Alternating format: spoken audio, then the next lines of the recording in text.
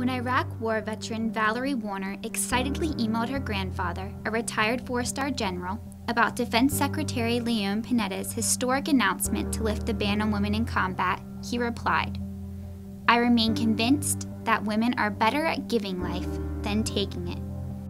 General Warner's poignant response, which the Washington Post recounted in a January 24th article, captures the flurry of debate triggered by the decision to alter decades of military tradition.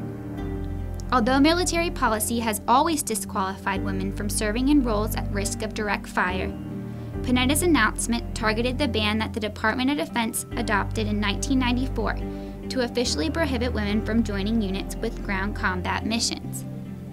These gender parameters are significant because since 1950, the number of women in the armed forces has increased 12%, yet only 4% of all women hold leadership positions because most top-ranking positions are reserved for soldiers who have served in ground combat missions. Regulations and a lack of combat experience are not the only factors that have prevented women such as Valerie from advancing in the military. Culturally, the military is the most masculine of all social institutions. And within the most masculine institution, combat is considered the highest attainment. As a result, there is a socially and historically constructed tension between the female body and masculine combat tasks. In order to relieve this tension, previous military policy reduced women to bodies that perform their identities based upon cultural expectations.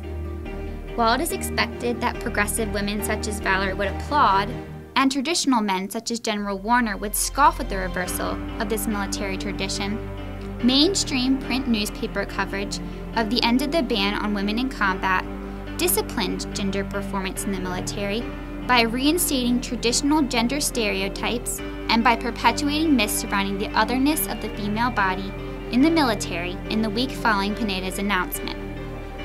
The Washington Post article continues the story of Valerie and her grandfather by explaining that General Warner joined the military out of a patriotic duty to his nation, while Valerie states that she enlisted because she admired her grandfather and wanted to be like him.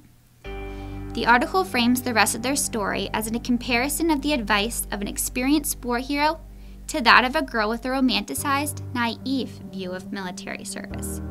This perpetuates the myth of the rational man versus the emotional woman.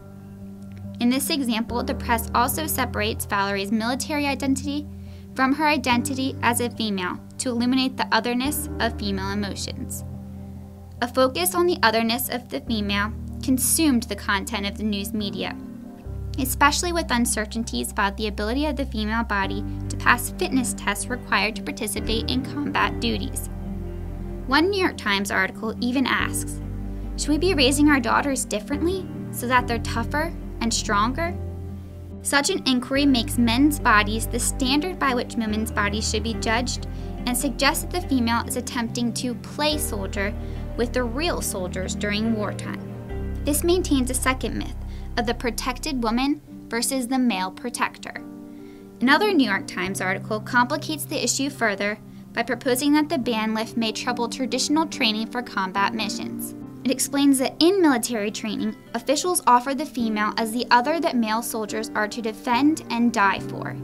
Even the motherland that they fight for is gendered female. These details reveal that the rhetoric of the press not only suggests that female bodies are wrong for combat duties, but also that women disrupt a traditional motive for war. As one Washington Post article highlights, what begins as a debate over who can carry guns, to do what, and where, becomes a discussion about what it means to be a man or woman in the United States. While Valerie's initial excitement over the ban lift for women in combat seemingly represents a progressive triumph over sexism, the frank response of her grandfather and even the mainstream news media squelches her delight by returning to long-standing mythologies to talk about gender. Ultimately, the media makes Valerie and all women look like little girls merely playing soldier amongst the nation's real heroic warriors.